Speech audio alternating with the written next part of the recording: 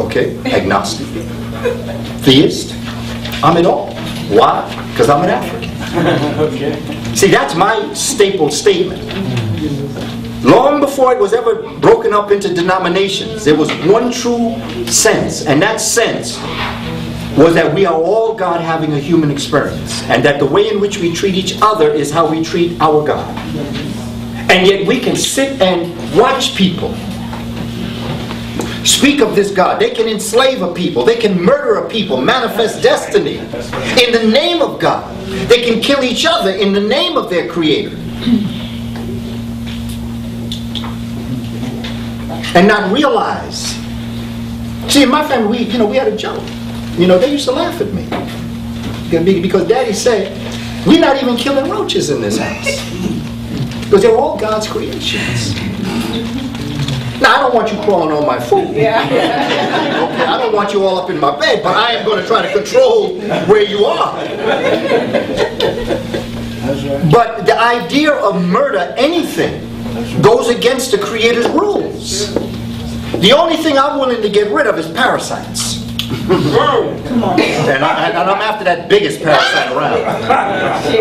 But read a book called Parasite Rex by Carl Zimmer. You'll understand what I'm talking about. Parasites have a right to no longer exist because parasites live off the living. They have no purpose except to live off the living. So therefore, I got to get rid of you. Because I'm not a willing host for the small or the big. The ones that fly or the ones that walk. I'm not a willing host. That's why I go back to Malcolm on that. That's right. You see, Malcolm said he doesn't even consider it violence when it's self-defense. He calls that intelligence. That's our brother Malcolm, our shining black prince. That powerful entity that lived amongst us and was able to transform our thinking. As a young brother, observing him. Wow. I remember my mother used to get her hair done in Harlem, a place called Loresa's, on between 120th and 121st and 7th Avenue. It is now called Adam Clayton Powell Boulevard. And one day I came out. There was an African American elder that owned like a luncheonette a couple doors down from the beauty parlor. And I went I used to have lunch. That was my highlight. And Mrs. Jefferson, who was my mother's beautician, had the front stall. And so I used to sit like where the flowers and the plants were, and I used to sit down and watch the goings on of Harlem, right? Mm-hmm. And I always wondered why that man used to always go by like this. And then he'd come back later and go like this. And then he'd come back later and go like that. I said, what's the man doing like that? And then everybody was looking for him, and okay, write that down, right? I said, I'm playing numbers, for those of you who might not know. So, that was how I spent every other Saturday of my life. And one time I was coming out to luncheonette, and I saw a group down it was on 121st Street, and I went down, and I was 7 years old, by the way. I'm in the second grade, I'm 7 years old. And as I was always very small growing up, and so I worked my way to the group, and I moved between the adults, and I turn around, and I see this brother standing in front of me, and all I remember is just going like this. And then I couldn't get my eyes off him because I was trying to figure out, I had never seen a man look like this before. I'm trying to figure out where his forehead ended and his hair began. And I'm just staring at this man. And I'm feeling the spirit and the energy. Preach, brother. Talk to us. And he come back with a conversation. And I'm just standing there staring at him because I'm still trying to figure out where his forehead ended and his hair began. Maybe about 10, 15 minutes. I'm 7 years old. I don't remember exactly. The group breaks up. The brother goes on his way. And I go back to the beauty parlor, and I'm sitting on the, where the plants are, on the sill.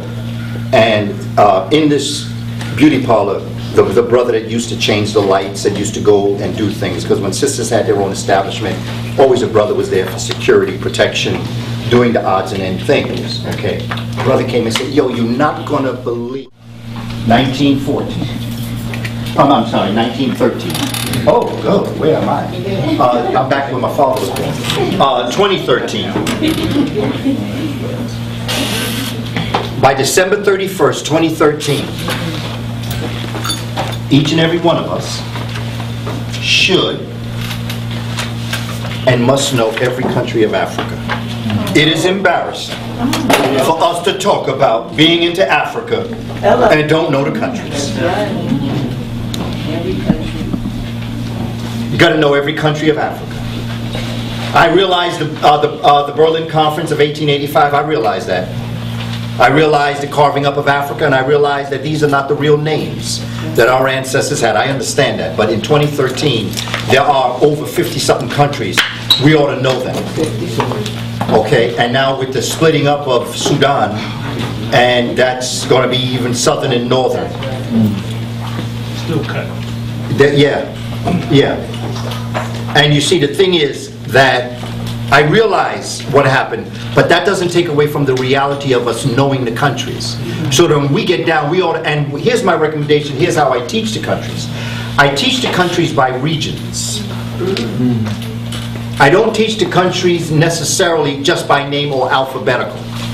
Because there's no, alphabetizing is really a linguistic, phonetic phenomenon, but it has nothing to do with your recollection from a space-time perspective. And so my recommendations is to look at the countries from a regional and start with the place of the origin of the human family. Start with the Great Lakes region. Start with Kenya, Uganda, Tanzania. Start there. And then move north. Move north into, because that's the way the African, that's the way the human family. See, there's only one race on the planet. There's only one race. See, there's no such thing as interracial marriage. It doesn't exist. You can have an intraracial marriage, but you cannot have an interracial marriage. Because inter means there's more than one. Intra means within the one. You can have an intercultural marriage, but you cannot have an interracial marriage. There is only one race, and that race is the human race. Through science, through biological climatology, this race was born, was conceived, born, nurtured, sustained, educated, brought to its highest form in the Great Lakes region because of biological climatology, because of its closeness to the sun and how the sun beat on that human organism. Has to do with science, had nothing to do with superiority or inferiority. Dr. King was right, and I believe in him sincerely. It is the content of your character. It's your admonitions to ma'at that make you who you are. Ma'at being balance, justice, righteousness, reciprocity. It's not the color of your skin. It's not how well melanated you are that makes you superior. Because I know too many well melanated people that are acting very inappropriately. Okay. I'm not into names. I'm just into concepts. You know it too. So that's my recommendation. Know the countries of Africa. Go north. And then begin to look at the countries that would go just north of Kenya, which would be Sudan and Kemet. Okay, that's where the technology came into effect. So you're moving up and you're around, and then go into North Africa. Go into, from Egypt, go into Libya. Okay, Tunisia. Okay, and then go around the north, Mauritania, southern Sahara, then come down.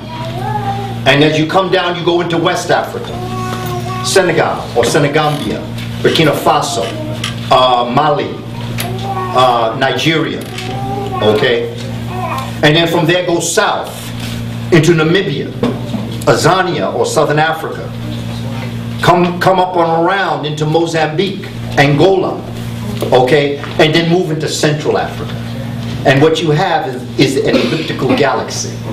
So that whenever you have to recall information, you can recall it through an elliptical galaxy as to where that country is, and that's how you can retrieve information, because I'm very much into how the brain functions. I'm very much into how the brain functions. And that's one of the things that's hurting us in education, because every teacher that comes through my staff development must have a course on brain anatomy. There's no way that you're going, there's no way for a teacher not to know brain anatomy is equivalent to a brain surgeon not knowing brain anatomy. A brain surgeon cannot operate on a brain that he doesn't know where the parts are. An educator cannot teach a brain where they don't know where the learning centers are. Wow. You have to know Wernicke's position. You have to know Broca's place. You need to know the limbic system, the neocortex. You need to understand and know these things. And this is what I teach children in the 4th and 5th grade. So when I'm talking about an African-centered curriculum, I'm talking about science. I'm talking about academic excellence. History, yes, has its place most definitely. But if we don't get to the science of this, you know, if we don't become, they're going to tell us that we're illiterate. We taught them how to read. We invented writing. Hello. And now we're illiterate? We're not illiterate. We just don't understand the nonsense that you don't understand. You don't even understand. Because all language comes out of sounds. You see, that's what creates language. This is why you have folks say that somebody has dyslexia. Dyslexia doesn't exist. That's a social construct. Because nobody ever said that people have to be able to take reading and decode. See, reading is decoding. This is what we have to educate ourselves to. Reading is decoding. Reading is not reading. Like I've taught reading. I'm a reading teacher. Every teacher is a reading teacher, by the way. It makes no difference. Because basically what you're doing is decoding. Math teachers are readers because you have to decode formulas. The same mental aspect it takes to decode a letter, you have to decode a number. So, I have a child. Okay, they say, okay, brother, Kwame can't read. I say, okay, Kwame, check this out. I had this thing called big books. Okay? And you have small books, and then there's a little script underneath. I say, okay, Kwame, what does that say? Kwame. I say, okay, so I cover the words. I say, okay, Kwame, what do you see? He says, I see a boy that's chasing a dog that's chasing a ball. I said, what color is the ball? It's red. What? And then I put it down. What does the caption say? The boy is chasing. I'm going to explain to you what happened when the drummers invited us up to come up and dance. Because you know, each and every one of you know that the moment that brother was drumming and you saw them sisters smiling and dancing, you know, each and every one of you, there was something in you wanted to get up and just do your thing. But something made you stick to your seat like someone had put crazy glue on it. Something made that happen. And I'm going to tell you what it was. My mother was a secretary. And one of the jobs of the secretary was to be a switchboard operator. Okay, I'm going back there. That's how far back I'm going. Okay, long before cell phone. Long. Oh, wow, somebody said long. Switchboard operator stood before this board with a lot of holes in it. Looked like beehives. And they had all these little things that had little prongs, and if a call came in, you would call and you put it in there. Okay? And that would connect the call. There were some times that a mistake may have been made and you put it in the wrong one and the extension meant to be over here. So you said, oh, I'm sorry. She would take it out and put it where it belonged. Okay? Now, in your brain, you have neurons. Neurons are made up of a soma, which is the cell body, and axon and dendrite. And everything that we're doing right now, you are sending messages from axon to dendrite. Axons are like long little tubes, and dendrites are like branches that are attached to the neuron, the cell. And messages, right now, that's what's going on in your head. Right now, there are messages being sent from axon to dendrite, all of it. For those of you who are familiar with what I'm talking about, for those of you who know switchboard operators, for those of you who understand what I'm saying, these messages are being transferred much quicker than those that are not familiar with this information. Because your brain is creating what's called neural pathways. And it's making attachments to everything that you've experienced from the moments in the womb until this very moment now. Okay? In between your axon and your dendrite, you have an area that's called a synapse. S-Y-N-A-P-S-E. They say a synapse is an empty space. It is not an empty space. It's filled with neurotransmitters, such as neuroendocrine and other types of neurotransmitters that act as escorts across the neuron. Most of the misinformation we have is because the message that left the axon got to the dendrite wrong. It's like when we used to play Postmaster and I'd whisper something in my brother's ear, and by the time it got to the last person, it's I didn't even say that. That has nothing to do with what I said. Well, that's what happens in the human brain. As messages are being sent, somewhere along the line there's a breakdown in what was sent. And so therefore, by the time you react, you're reacting wrong because the message that and the person said, "Why? I didn't even say that, man. Why are you in my face like that?" You say, "Because you said, no, I didn't say that." That's what happens. Okay. What's even more important is that what transmits and makes those happen is areas known as ligands. L-I-G-A-N-D-S. And every neuron has hundreds of thousands of ligands that act as escorts that bring information across from neuron to neuron, neuron to neuron. Okay. When we were home in Africa, in our communities hundreds of years ago, the cultural settings and the things that we were taught created within us values, interests, and principles, what Dr. Leonard Jeffries calls the VIPs. Values, interests, and principles. The laws of Ma'at, the laws of value, were deep within us. It was deeply ingrained in us what we valued. We valued nature. We valued interpersonal relationships. We valued the code of conduct. We valued these things.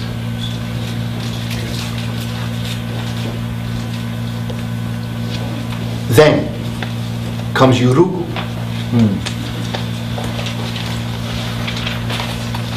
Comes the European. Now, nowhere in my history that I've studied have I ever seen peoples of Eurasian descent having the power to come in and defeat us. Everywhere I've ever studied us, from Kemet to the Moors to the plantation to today, the reason why they are able to do to us what they do is because we, for some reason, fight amongst ourselves. And they take advantage of that internal fighting. And that's why I throw people off when I say I love our people unconditionally.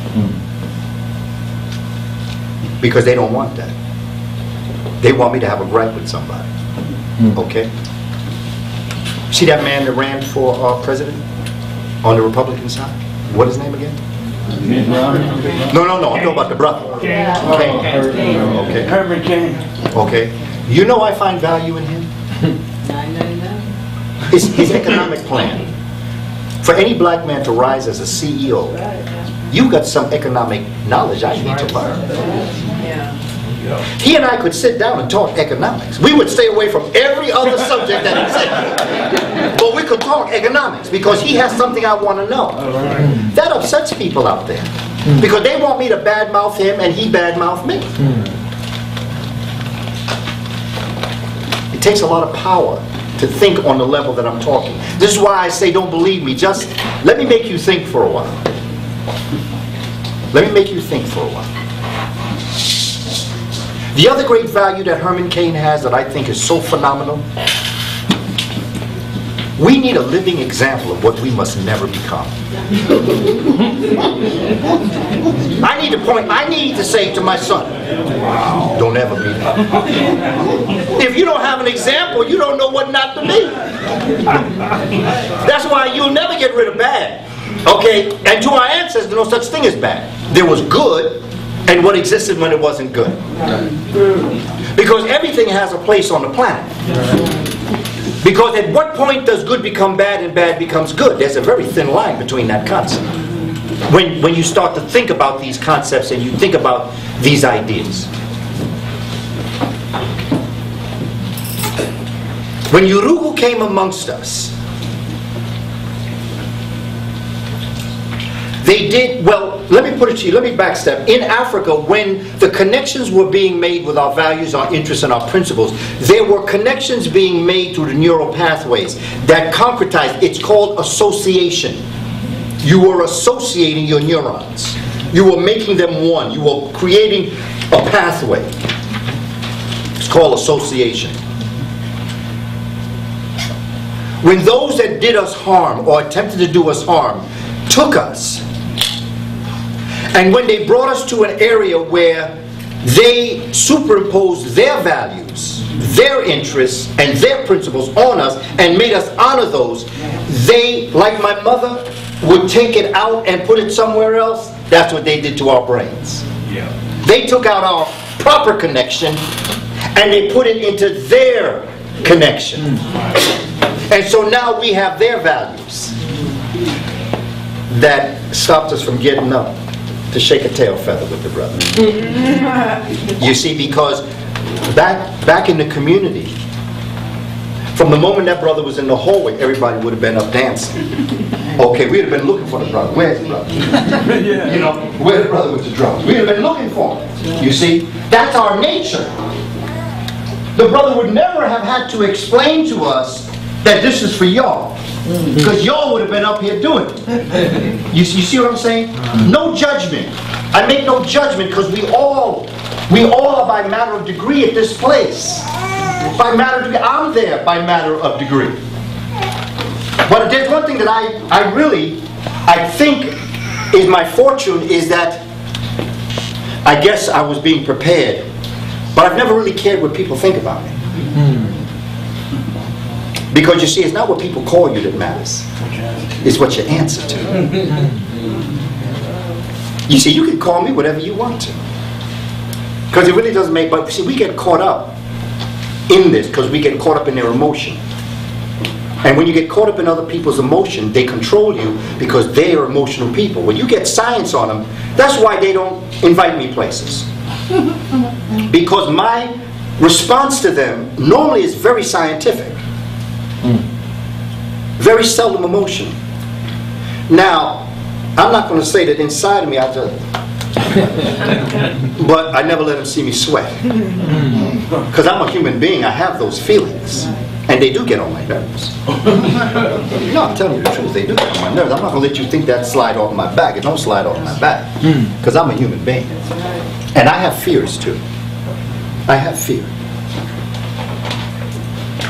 See, when people tell me they're fearless, I ain't going nowhere near you. Because you're the one that's going to jump off the precipice. Say, come with me, okay? I'm fearless. No. I have my fears. I do have my fears. I have a right to have fears because I'm a human being, but I have no right not to have courage. You see, and it is at that point that when I know that I have fear, it's like a number line that has the 0 and the negative numbers going this way and the positive numbers going that way, and fear is in the negative numbers and courage is in the positive numbers. If I'm at a -3 fear, I try to apply courage to get the -2. A little bit more courage to -1. A little bit more courage to the 0 mark. And then when I apply the courage, it gets me past 0. That's when I'm acting courageous. But until then, I'm fearful.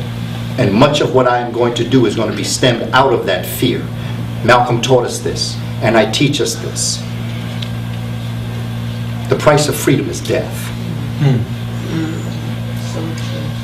And when I step out here and I do the work that I do, I'm taking a lot into consideration when I step out here. And I've had situations, I don't talk about them, I definitely don't talk to them with my family. But I've had situations before to let me know how dangerous transmitting knowledge to my people really is. And they guarantee me that I am doing the right thing. I love them, because they just keep reinforcing the fact that I'm doing the right thing. When they came amongst us, and they began to rip those ligands that had made the associations when we were in Africa, we celebrated our values, and we celebrated our interests, and we understood and lived by our principles. And I use that as an example with the drumming because it's a non-offensive way of showing you that they disassociated us from the very essence of who we are. That drum is our heartbeat. That drum is what runs the cosmic ecstasy. It is the Schumann's resonance. It is the 7.8 hertz. It's what keeps us in line with the cosmos. Yep. Map of Africa. Okay. I think I must have done something, but No, seems. yeah, for a long time. Okay, yes, it's searching. Thank you. Okay, what I'd like to do is look at a study guide I developed.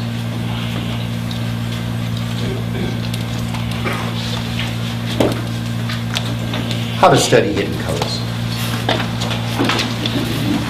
Sister Bobby, everyone has to study guide. Yeah, they should everyone pick it up at the front desk. Okay, I'll get it. Okay, let me tell you. When Hidden Colors 1 premiered in New York, it premiered in April. And Tariq Nasheed, being the wise brother that he is, Mac Daddy and all,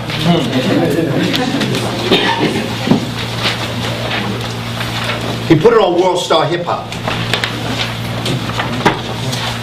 And he exposed it to people who may never have ever been exposed to this concept before. So when I went to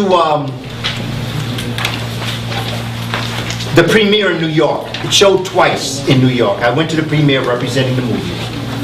And after the first showing, I stepped outside, I thanked everybody for coming, and I was just there just to be part of that environment. And the brothers and sisters, young brothers, is coming out and saying, yo, man, I didn't know it was going to be like that. Hidden Colors, man, I thought Nicki Minaj. I look for Drake, you know, Lil Wayne. What's up here? They said, but you opened me up. I never knew this before. So now where do we go from here? And I realized something very interesting that day, and that was, although I knew it, it just reaffirmed something in me. And that is that, for those of us who knew this information, that had a good sense of this information, it was reaffirming. I believe Tariq and his editors and his video people did a fantastic job in presenting the information, the music. Wonderful piece, very professional. It brought us to another perspective as it relates to culture, with dignity and integrity.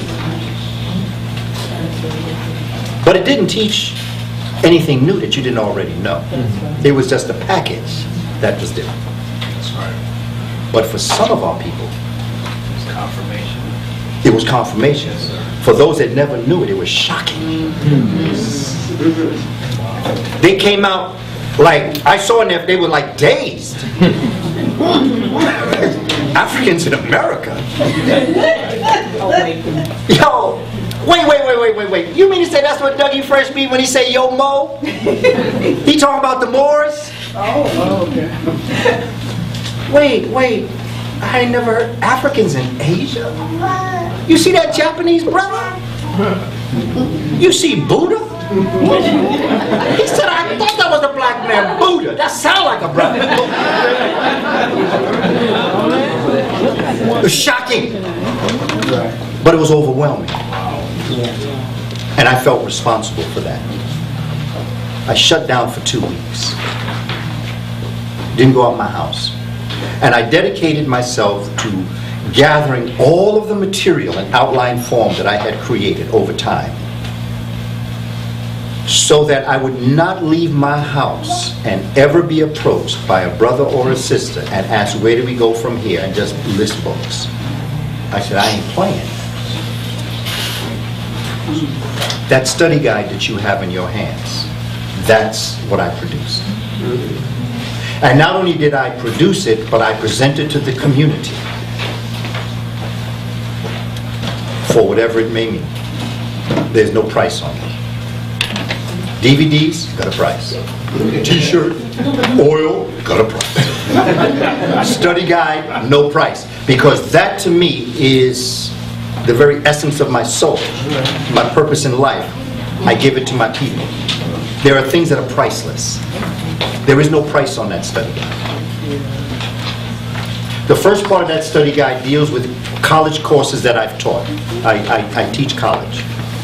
Every one of those beginnings, whether it's the introduction to Africa, whether it's the origins of human beings in Africa, whether it is Africans in Asia, Africans in the Americas, Kush and Kemet, I've taught those in college. And that's my core syllabus that I've tailored to be a community presentation as opposed to a college course outline. The second part is my life's work. It's called 40 Seasons. To complete 40 seasons, 40 years. Because I'm not playing. We have work to do. You know, like this is an all-day thing. When I was speaking to Sister Bobby, I told her, I ain't coming in for no concert. This ain't no 2-hour thing and then we gone. This is an all-day experience for us. I don't do concerts. I don't do those 2-hour things. When I give you my price for the day, I mean all day. And for us as serious scholars, that's how we got to be thinking. I'm not playing. And I want the community to know that I'm not playing. So even before this started, we were talking, because I'm serious. I want to talk to you.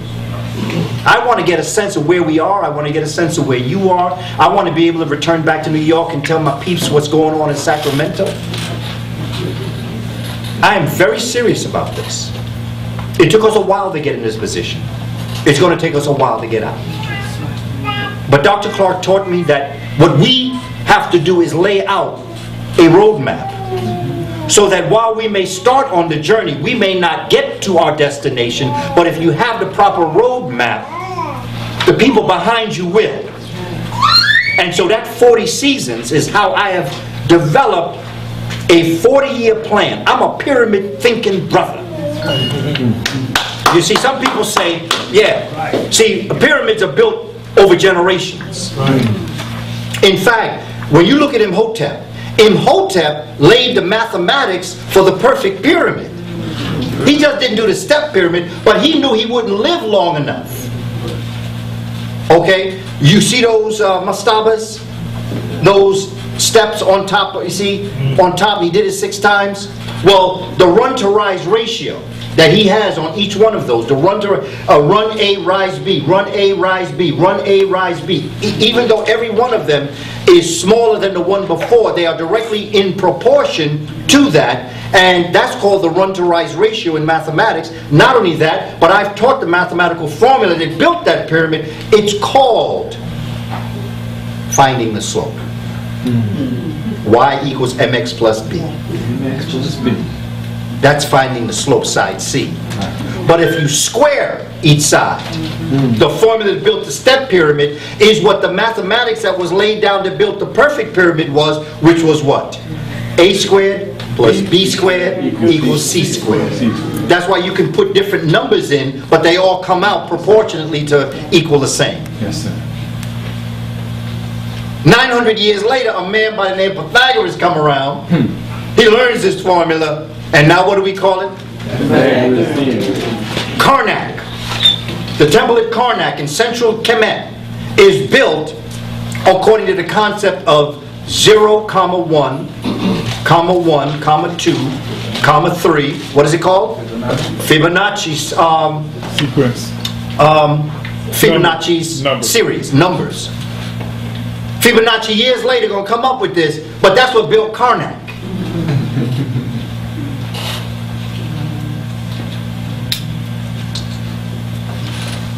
Can you say that again? What did it come? Karnak was the Fibonacci, Fibonacci, Fibonacci, Italian mathematician.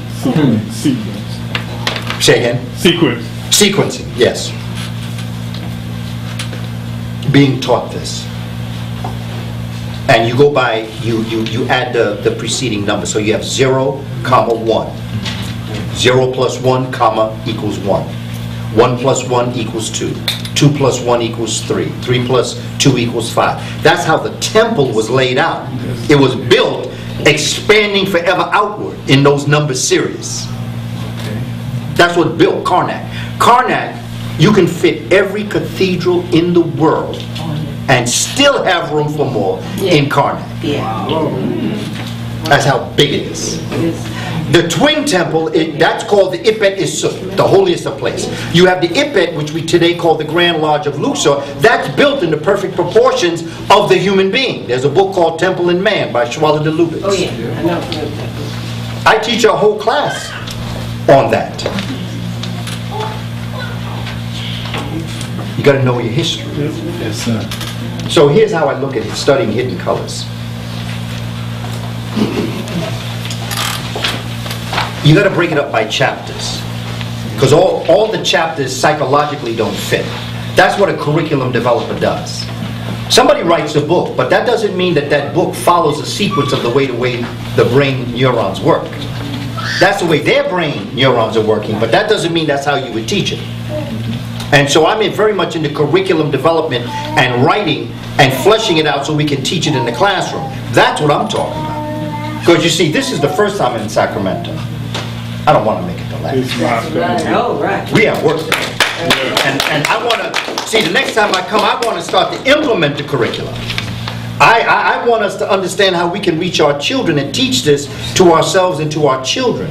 I want to lay it out, whether it's dealing with mathematics or whether it is dealing with any of these concepts. You know, this is not hard, brothers and sisters. It takes work. But in work there is excitement. See, we should have a work ethic. Yes, sir. See, we want to get paid, but we don't want to work. We want A's, but we don't want to study. We want to go to heaven. Process of learning. But here's how I would do it. Each one of these is about 12, maybe 15 minutes in length. I would show that chapter, and then I'd stop. And I do what's called a word splash. I do it with children. A word splash is when children just write down words that come to mind. And you have a circle in the middle. You have a central theme in the middle, and then you start to draw arrows from that, and you start to jot down people's words. And then the next step is you say to people, okay, when that word came up, what were you thinking about? Let's give me more. So you start from the word, because the mind thinks in visuals, and they attach words to visuals, and then they attach concepts and explanation of the word that describes the visual. So you start with the word splash, and then you say, give me more. So if somebody says Africa, you write Africa, and then you say, give me more. When you said Africa, what do you mean? And then they tell you, well, I was talking about the geographic location. I was talking about things that happen in Africa that we don't know about. I say, okay. And then I go around the room and I ask other people, anybody have anything else to add to what they said? They say, well, I was thinking about the fact that it's the richest nation on earth. And they would go, because what am I doing now? I'm inducing. I'm drawing them out. I'm drawing their knowledge out. And this is what they're doing in the classroom. And I would do it, maybe every section here would last maybe a half hour. Maybe if it's 12 minutes in length, and then the word splash, and then to give me more part of it may last 20 minutes or so, or whatever. So I'm talking about a long, protracted study session.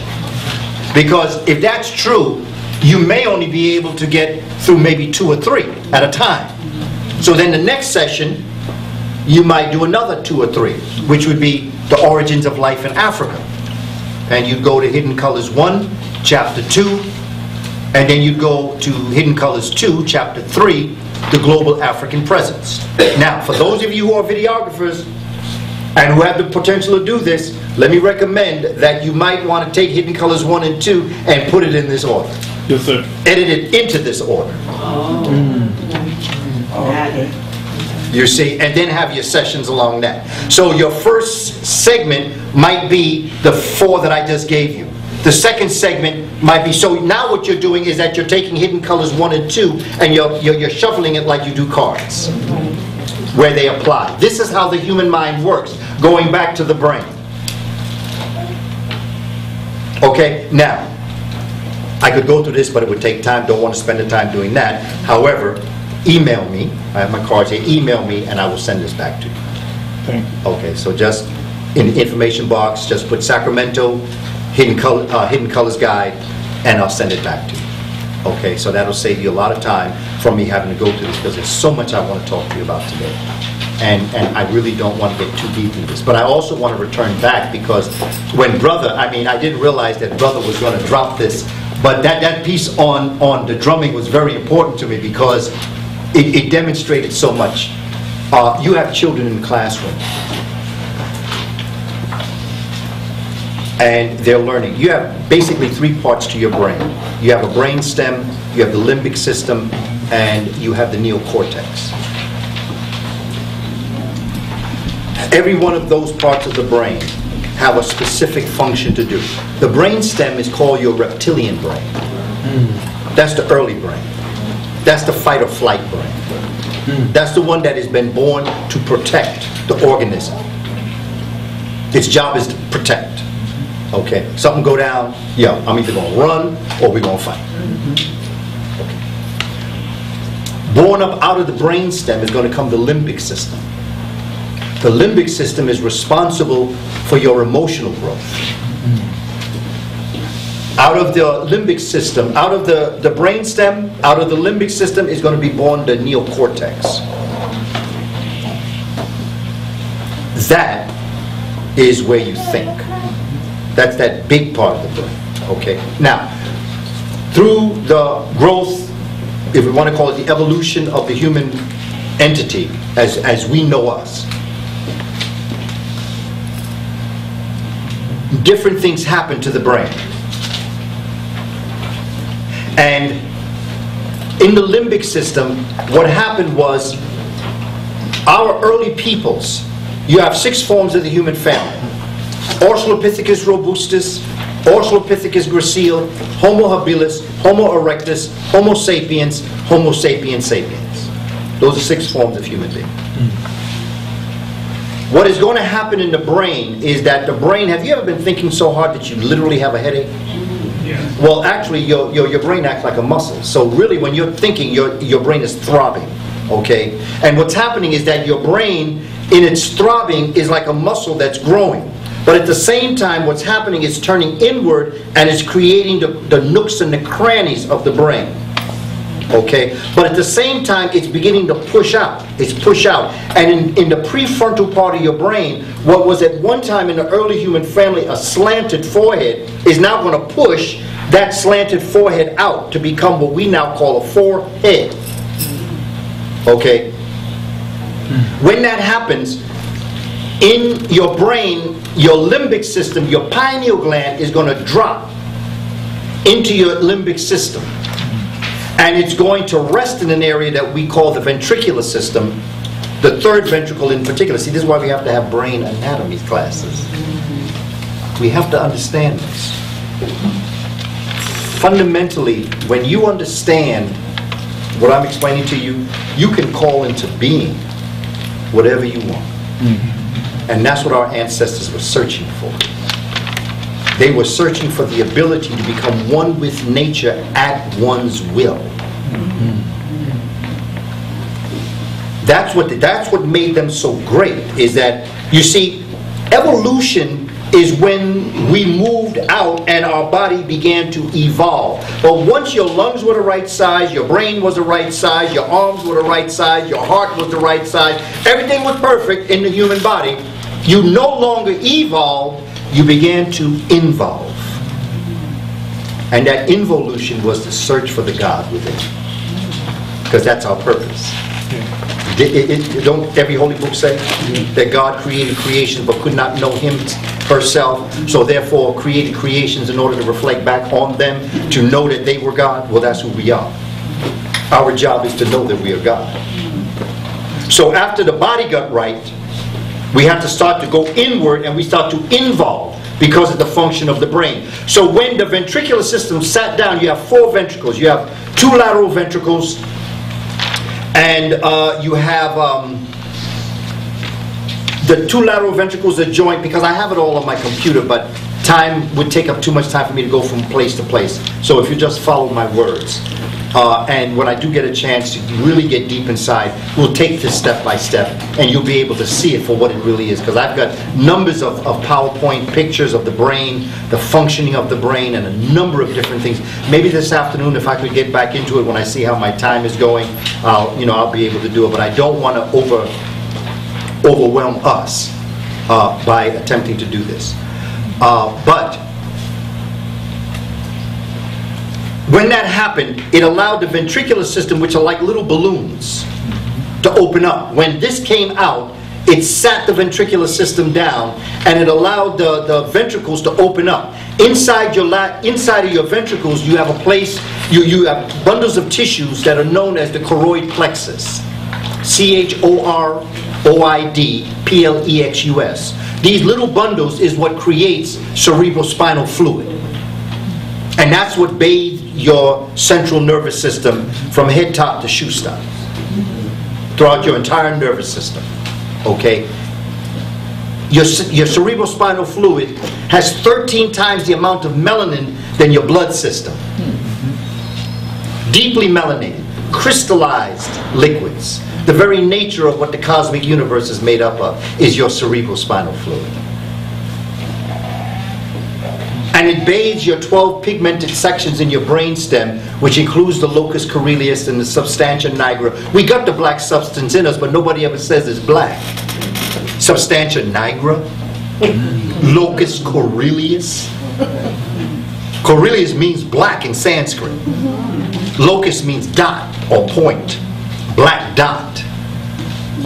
So we have it in us, but no one's putting it together for us to be able to understand and really key into what this is. When the ventricular system was allowed to come down and stop and open up, it began to spread this cerebrospinal fluid throughout the body, which allowed the brain to function, allowed the brain to begin to go to its higher levels of consciousness. And because of where it was located, it literally put into motion a conscious movement of your chakra systems, which is your spiritual wheels of melanin. You know the song by Friends of Distinction, Going in Circles? It's more than what you think. Go back and listen to that song.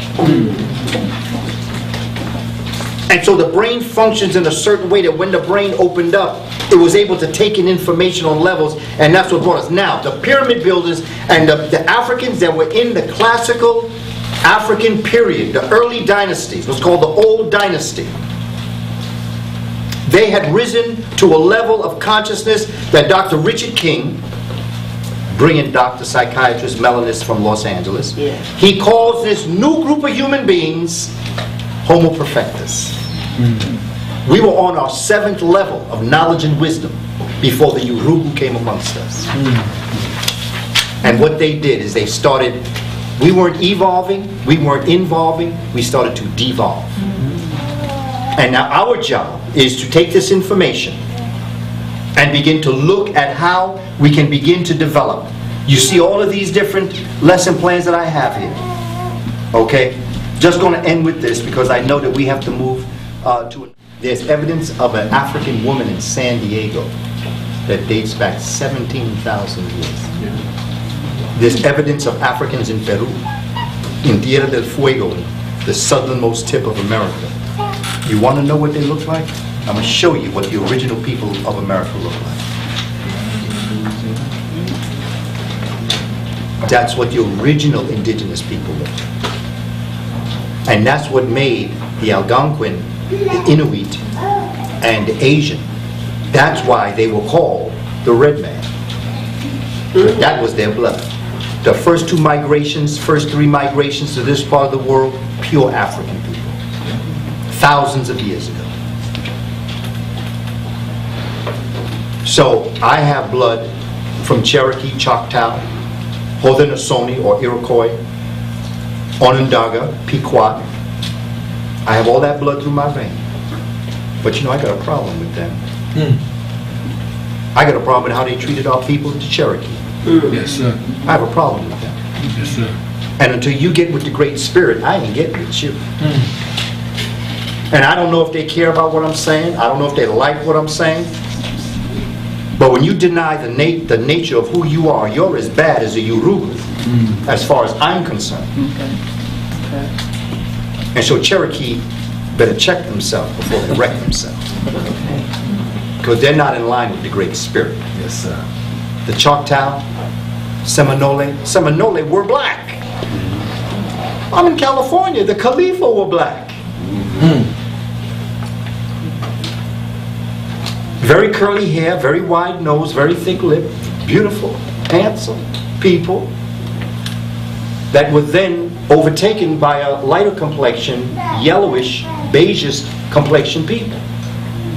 And do you know how you know that these people were Africans is because, see, we get caught up in complexion.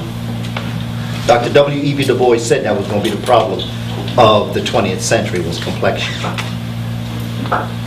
But that's not how you know someone's an African. It's by your prognostic jaw. That's how you know someone's black. They have a machine called the craniometric machine that they put a skull in. And what they'll do is that they, in putting this skull into this machine, they can measure the angle of the face and the jaw. And if your jaw is somewhere between 61 degrees and basically 82 degrees, you have what's called a prognostic jaw. It juts out. In other words, the bridge of your nose and your jaw are parallel to each other. If you are somewhere between 83 and 90, you're called orthonastic. And that makes it that your jaw starts to jut in, okay? And that is what Eurasians' faces look like for the most part. It's almost like it's a pyramid. It comes down and then your face goes in. If you're 91 degrees beyond in the craniometric machine, you are called a hypergnathic jaw. So that when we're judging who we are as a people, we're too caught up on complexion. We need to start looking at the jaw to understand who is African, because a prognostic jaw comes out of heat. An orthognathic jaw comes out of cold. So that as we were depigmenting ourselves, our morphology, our facial structure changed, and our physiology changed too. Phenotype changed. And that's how we have to start to judge each other. And we have to begin. This is what the original. This individual has more in common with the Khoisan of Southern Africa than they do with any Cherokee, any Native American that's in America today. That is the original American. Short statured, well melanated, very curly hair. And by the way, she is the sister. That's a reconstructed face of what she looked like. And they know it. Yeah, They they know. know. We don't know. But guess what? Now we do. Listen, we're going to wrap this segment up. Vendors are out here. Let me end, brother, because I didn't answer your question. Meduneta, which means divine writing or sacred script,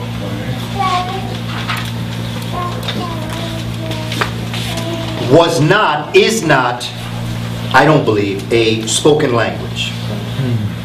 It's a pictographic language. Just like when you go to an international airport and you see a picture of a man, or you see a picture of a woman, you know that a man goes in that room, and that's a men's room. It doesn't say hombre, it doesn't say l'homme. It just has a picture. It's pictograph, but it speaks to you. It's symbolic. Medunetta is not a spoken language.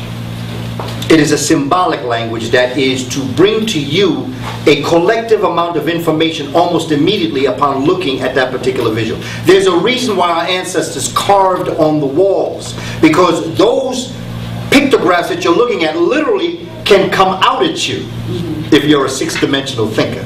And they can tell you multiple things, not just what you're looking at.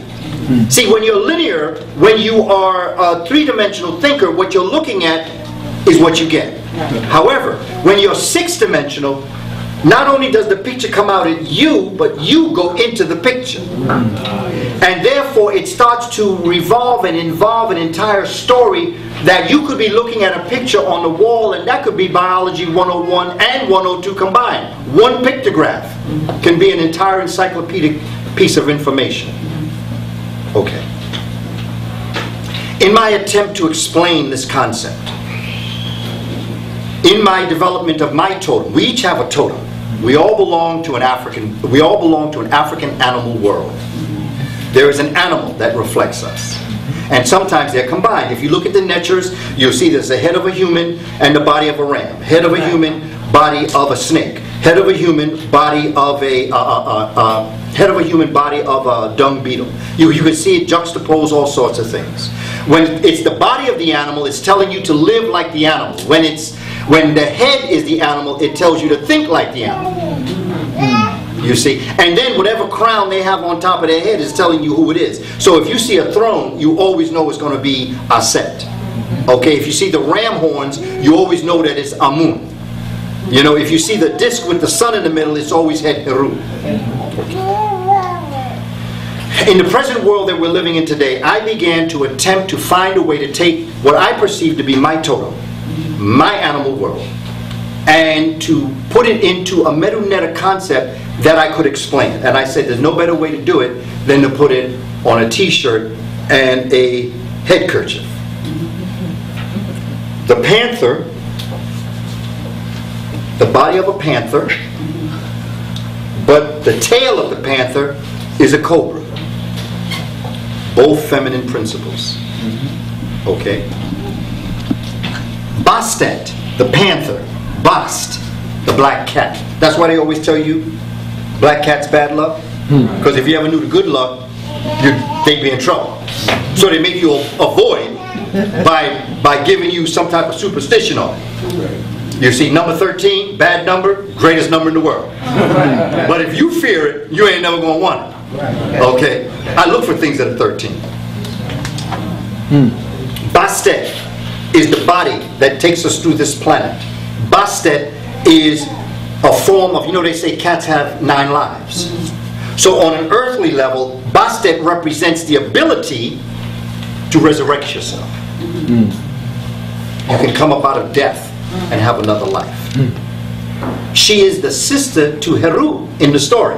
Heru is the falcon, the Heruan factor that resurrects himself and continues the life of his father, Asar. But another story told in Kemet is that his sister Bastet is the black cat. And so Bastet is the feminine form of the male form of Heru. Wanwanko for drummers. Ashe. The snake. Gil Scott Heron has a whole piece when he does the Bottle Live, where he talks about the Wanwanko beat that runs through the world. It's in salsa music, it's in Haitian Creole music, it's in High Life of Ghana, it's even amongst us when we hear it. Basically, you're dealing with the sound. It runs through the whole. That is Wanwanko. That's the beat. That's the life. That's the vibration of the snake. The snake does something very special in her life, and that is that they are able to shed their skin. And so in shedding their skin, it is equivalent to coming forward to a new life. And so when they're ready to come forward to the new life after they've been in hibernation, they go to a very rough, rocky area and they begin to slither across it, and it opens up the dead skin.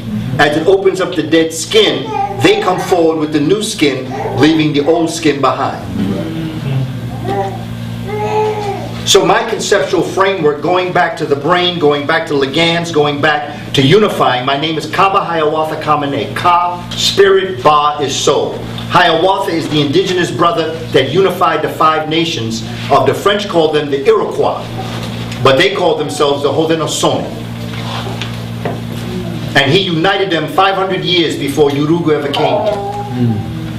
He said, because one day, he was known as the dreamer. He said, one day you're going to have a bigger foe to deal with.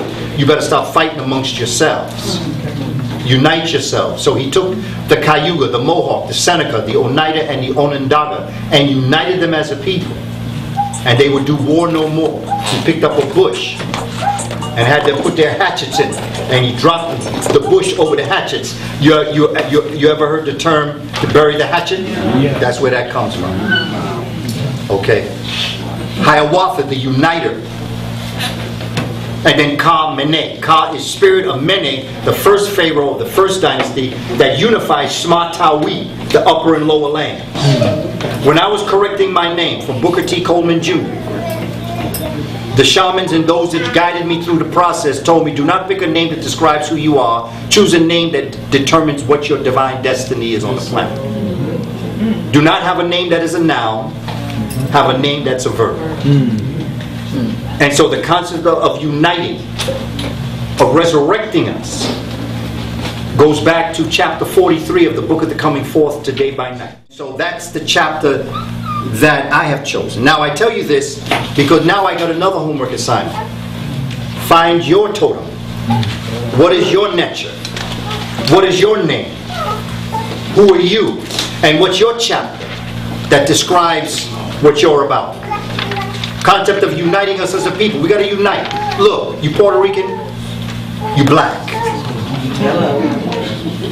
You Dominican, stop crying, you're black. Dr. Clark taught us the only difference between a Jamaican, a Puerto Rican, a Haitian, a South Carolinian, a Californian is a boat stop. Cry your river, build your bridge, get over it. Hotel, Sister Bobby.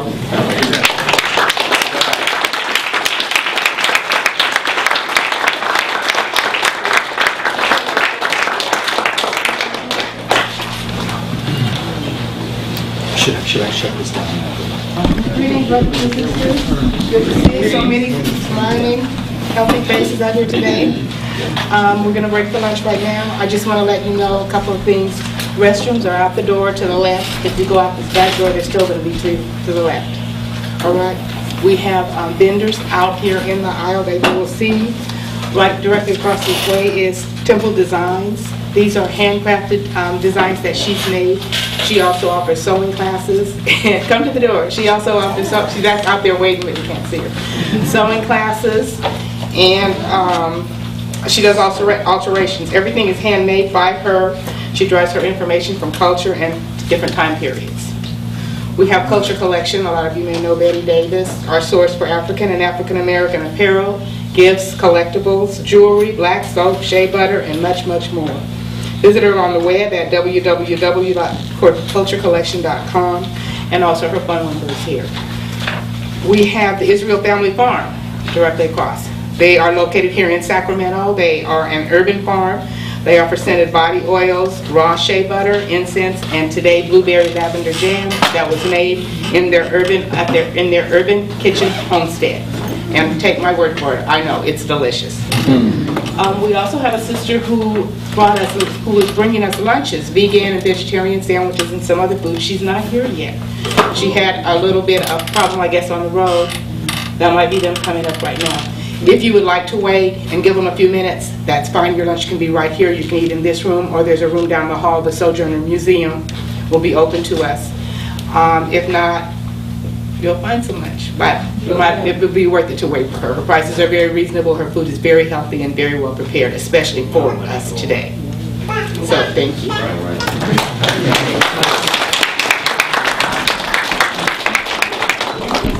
So what time did we come back? I met this brother at the brick house. Doing poetry night at the brick house. And there's a lot of poets that post all the time. All the poets are dynamite. But the way this brother does things, he stood out. He stood out. His poetry stood out. And there's no one I had to bring in here before y'all, so you can meet this brother, and you're gonna be pleasantly surprised. With that, I'd like to introduce you to Brother Ackerman.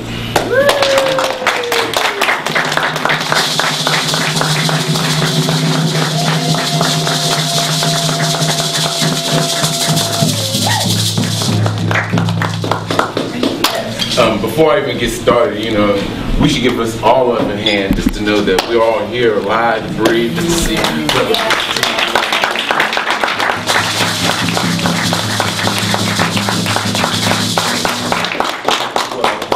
Who is acronyms? I'm an activist of revolutionary life. I'm one of them black men, I'm known as the illest poet. And for my name to be acronyms, if you look at the word illest, it tells you I love learning everything, speaking truth. That's what makes me the illest. So every word that I use, I found out, like, I was talking to Brother Booker T out there, it's like you're in my mind. It's like I look at words the same way. Like, reading is like decoding to me. Because I always knew that letters had meanings. Numbers had meanings. And when I learned each letter had a melody, and when you make a word, it becomes a rhythm.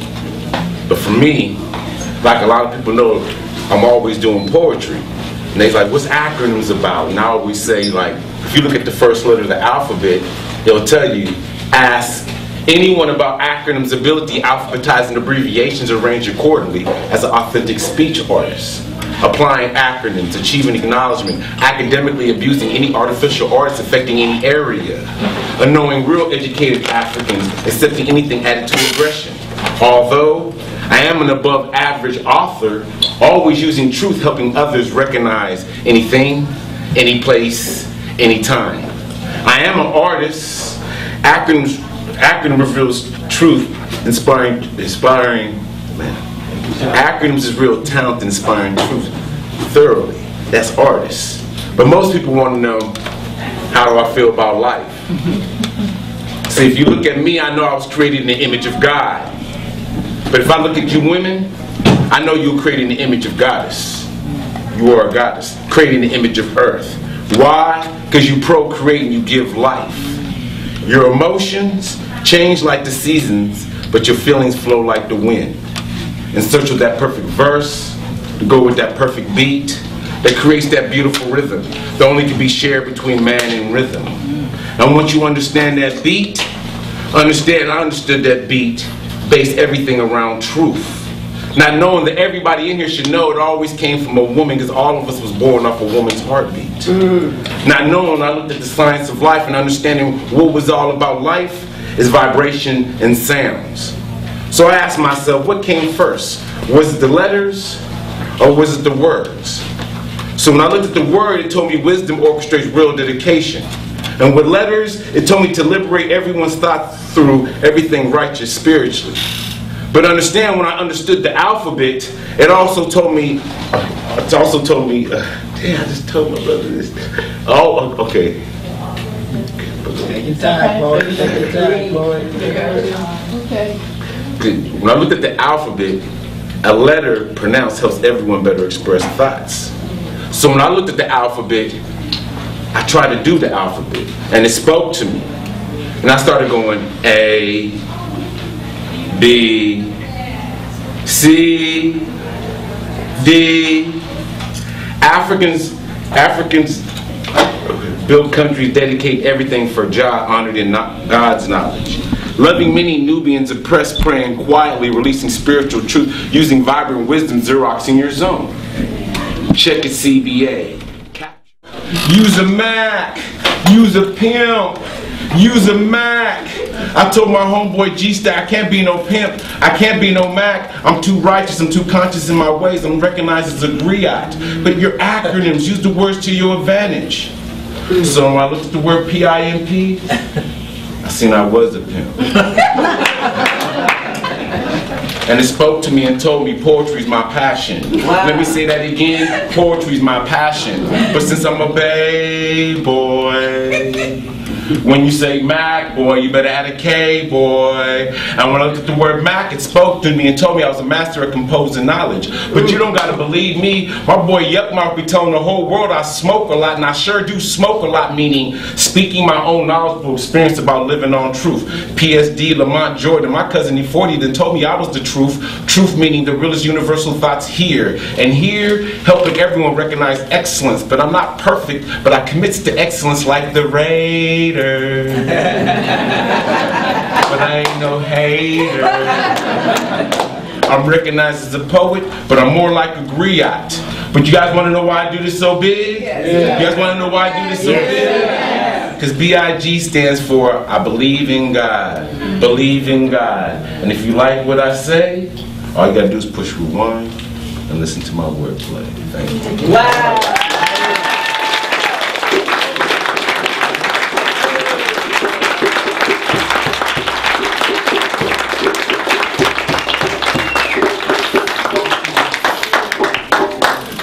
Last one, get back to the doctor.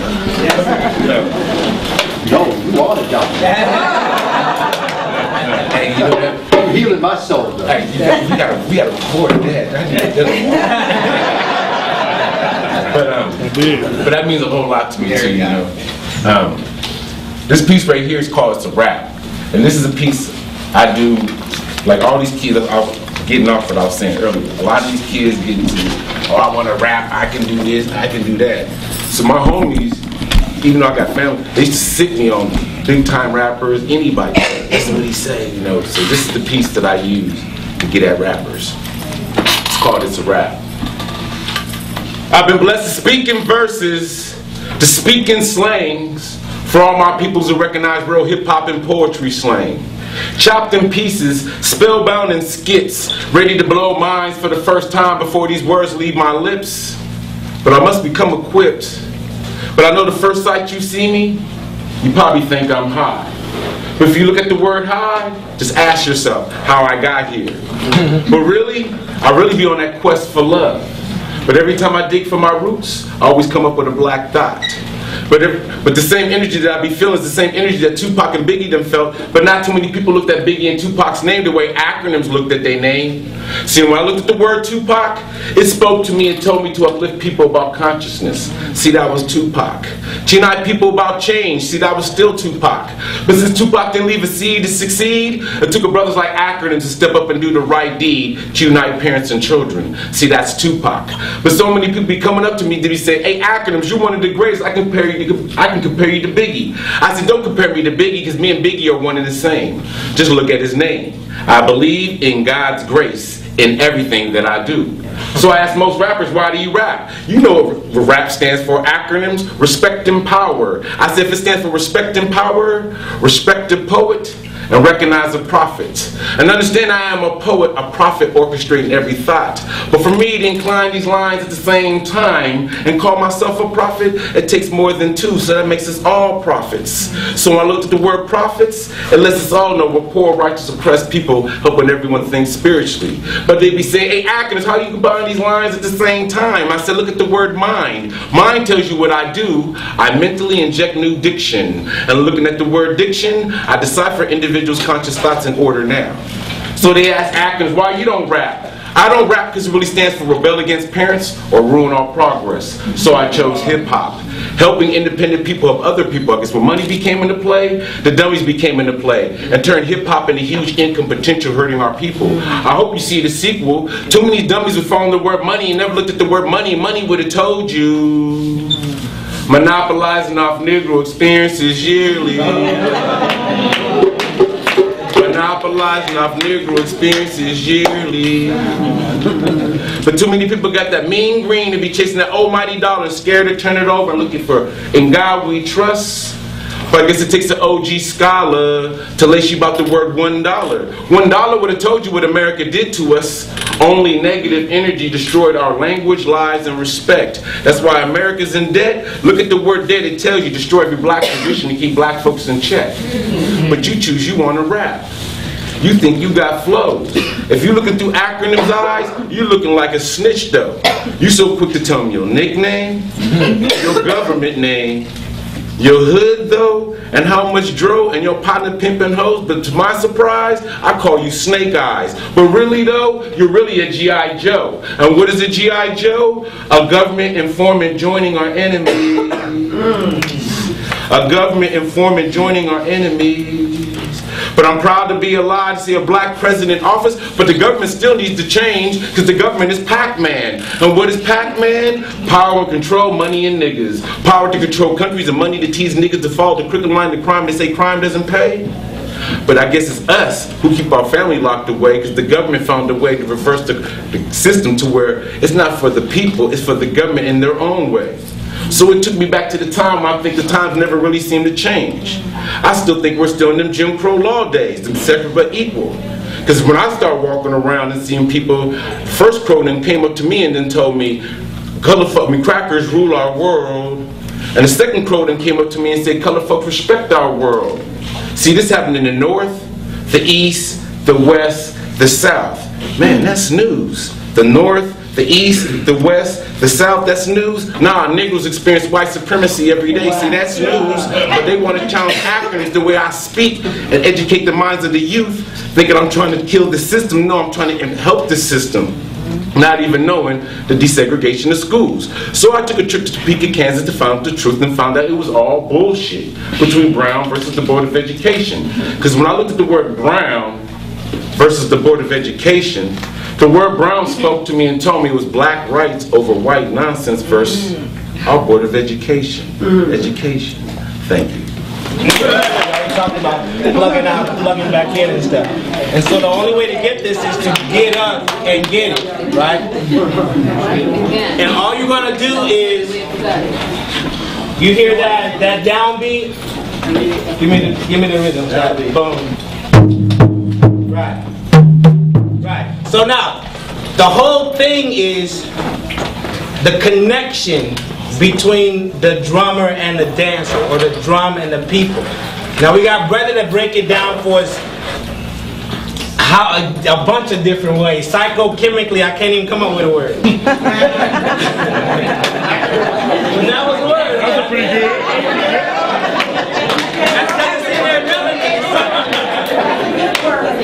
Psychochemically, I know, we're going to use that. So all you're going to do is catch that boom, 2, 3, step and wait, 2, 3, 4, boom, 2, 3, step and wait. When y'all gonna get it, I'm giving y'all what y'all better get it from practice now. I ain't gonna know what to do every time I don't know.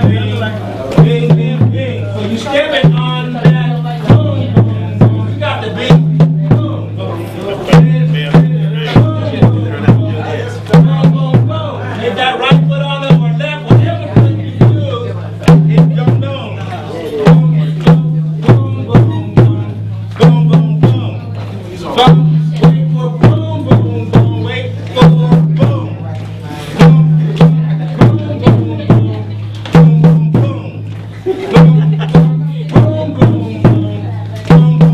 It's just a matter of finding that. Boom, boom, boom. Wait for it.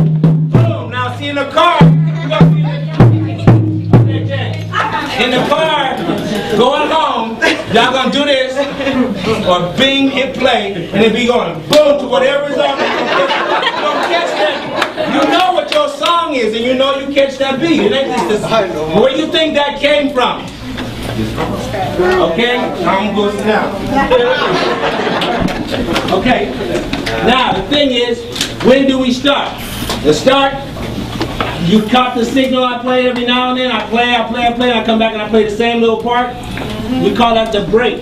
So you hear the break, that's when you start. First break is always for the music, to get the groove even going in the first place. So you take a minute, you find the beat. Then the next break, and all the rhythms have their own break, but the next break, then you start your dance. Just even how to hear our own music is different for us. Turn that noise out. right? It's our music. So we gotta know how to hear our own music. One more time, you see that? You didn't start playing till...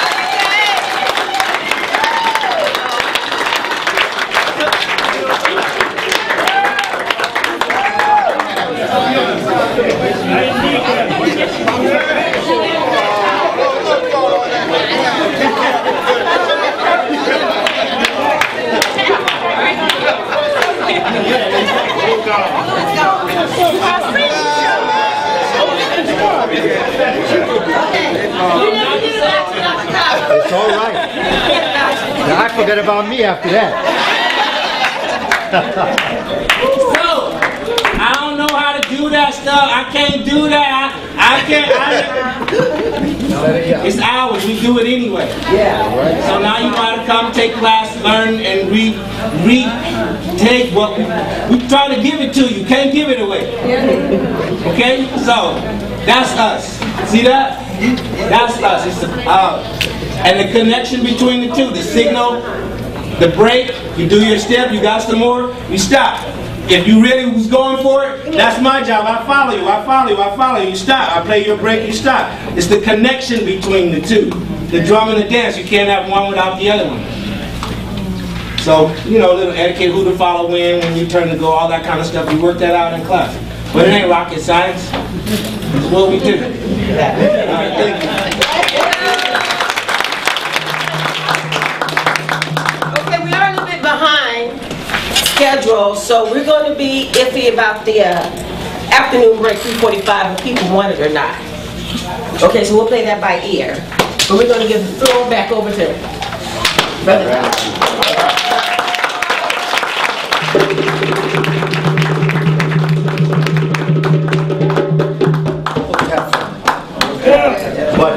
But you know what's interesting? Do you recognize the energy that's in the room this time around compared to the last time we did this? Yes. Do you feel the way in which I call this out to consider what we have lost? You see, we're getting to the sixth dimension now. because I saw many more people up on the floor. And I saw many more people getting into it in a way that they were freeing themselves without concern about how I was looking. That's not important in that. It's the energy. Everyone relates in their own individual way to the drum and the drum to them. Like we all have our own heartbeat. And when we're doing this, the heartbeat is real, and it's important to understand really what happened in this room just now, because I was checking it out. I could feel it. And after it all wrapped up and we all took back our seats, I felt a release of energy that was not in the room the first time we did this. And that's what happens when we start being who we are as people. And it's very important, because just as we speak of brother with the farm, we speak of brother with the drum. We're getting back in sync with our vibration, back with our drum. Take these classes. You have it right here. But see, when we have these experiences, we all go our own separate ways afterwards. Oh, that was a heavy lecture. But what happens after that? Sign up for the brothers' classes. That's what happens after. Thank you.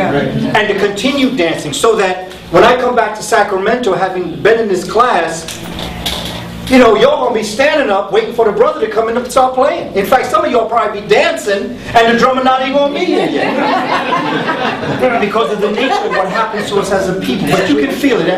Okay, because what I'm saying are words, but I'm asking you, do you feel it? I feel it. And that's important to understand, that this is what we need to take back to our communities, back to our children, back to the energy that we need to bring back to us. This is part of what we allowed them to disassociate ourselves from. Because I was feeling it. And Brother Acronym, hey, what can I say, brother? How does he do that, right? Hey, there's no words. You know, there's no words, because, you know, I saw a direct relationship between what he was doing with words and what the drummers were doing with the drum. That's it. The same exact thing. And this is why many times the Jele, That's it. the community historian, always talked to the drum. That's it. And so when he was laying out the legacy, the history, the information, the drummers were doing their thing while he was doing it, because the voice, the heart, all is part. This is the Africa. We can do all the reading of the books we want to, and all it has its place. I'm talking about being African. That's right. Because I know that there are a lot of people outside of our culture who know our history sometimes better than us. Of course. But they don't have that clue. They got the key, it's in the door, they open the door, but they can't walk in. But see, I don't need them to. Just open the door, I get it myself. James Brown, that's James Brown.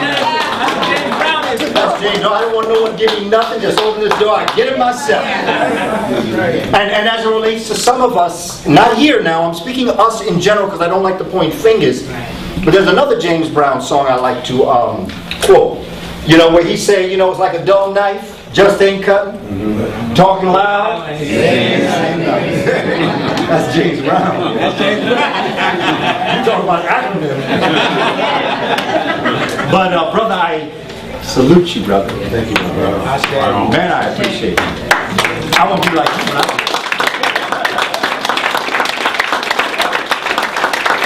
So I mean, I'm feeling, I'm really feeling Sacramento, and I'm just so thankful that I have something to go back to New York and tell our people that something's happening in Sacramento. Brother took me on a tour of this facility. Something's happening in Sacramento. In Fresno, you have a Sister Makeda who has a place called the World Beat. Well, I call it temple. I told her, you can't call this a center. This is a temple. The drawings on the walls, very much like as you walk through the hallways in the corridor. This is a temple here. This is not a center. For some people, they can walk in. It can be a house. It can be a building. It can be. But when you walk in and you know what you're looking at, it's a temple. When I saw them eyes of who on that door, that's a temple. That is not a center. That's not. In fact, those aren't even doors. I said, I'm walking through the eyes.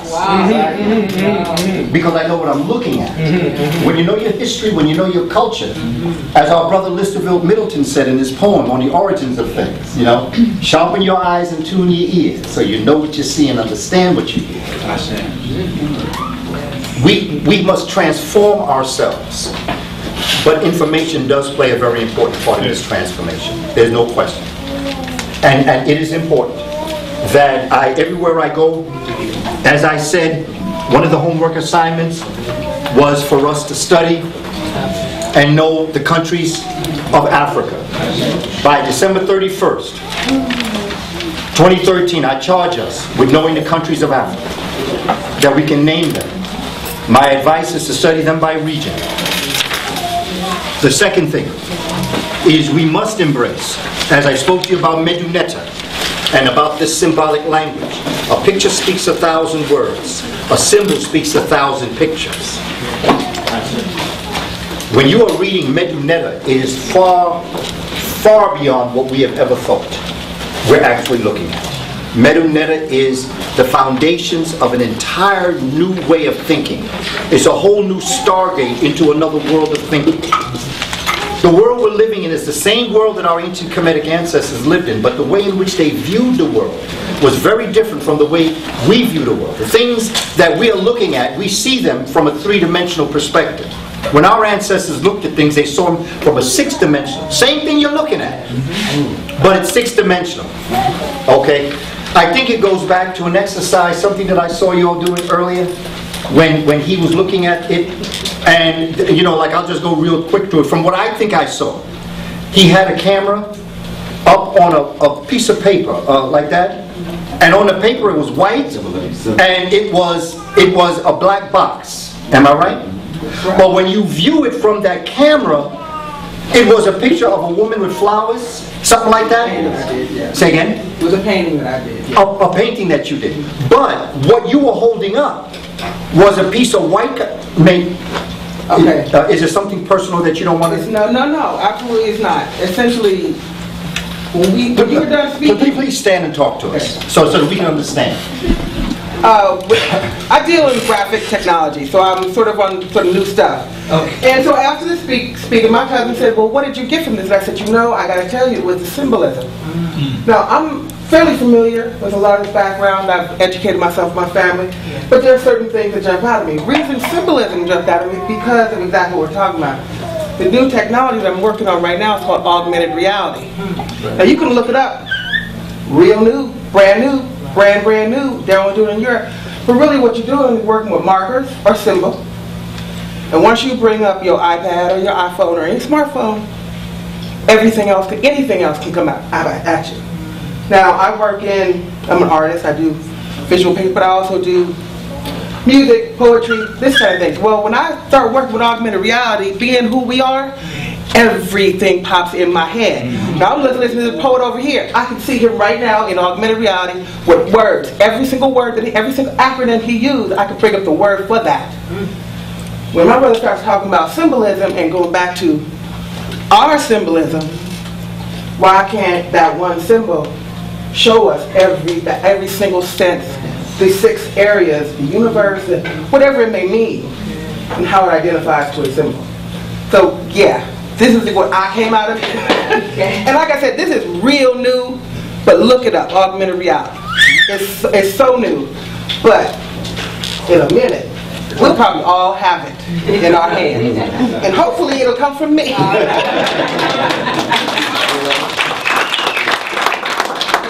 And by the way, we do already have it. Yes. That's how it came into existence in the first place. It's already amongst us. Brother, let me ask you a question. I had a friend who was a musician. His name was Onaje Gums. I used to ask him, did he dream music? You see, the world that you're situated in is how your nightlife, if I may call it that, how your melatonin is expressed within you. You dream words? No. Yes, I do, but I think it's about my upbringing because my parents, I had a very strict father. He's made me pack my room up and put everything in the garage and leave a Bible and dictionary in my room. That's all you can do. So basically, I was into the word from the Bible and the dictionary. But when you say, do I dream? I know it's coming from somewhere else. I know, like I can wake up in the middle of the night and I look, oh, I got an acronym. You know, I'm like one of like a woman like having a brand new pair of shoes. She wants to be the first one. That's how I am with word. I got this word. That's how I do it. So yeah. See, the reason why I say this is because we all are and this is what our ancestors were telling us, not just in Kemet, but the Dogon tell us the same thing. The Luba of Central Africa tell us the same thing. You can go down to Southern Africa, and our ancestors are telling us the same exact thing. There's a cultural unity, as Dr. Diop teaches us. There's a cultural unity in Africa. It presents itself differently because of its geographic location. If you're in a place that is a desert, then your reality is going to be sand. If you're in a place that's a very thick forest, your reality is going to be a forest. If you're in a place that's a savanna, it's going to come to you as a grassland. If you're around certain animals, it's going to come to you as animals. And that's the reality of the world that we live in. The Creator, the Ancestor, our existence speaks to us from our geographic location. However, the theme that it presents itself is the same. It's like the same script, different actors. You see?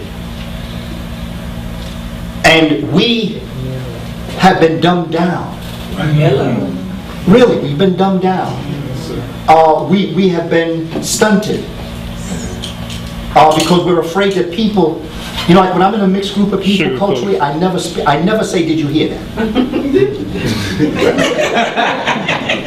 Because I know that I hear things they don't hear. Because I know that the melanin deposited in my inner ear is working at a rate that is so far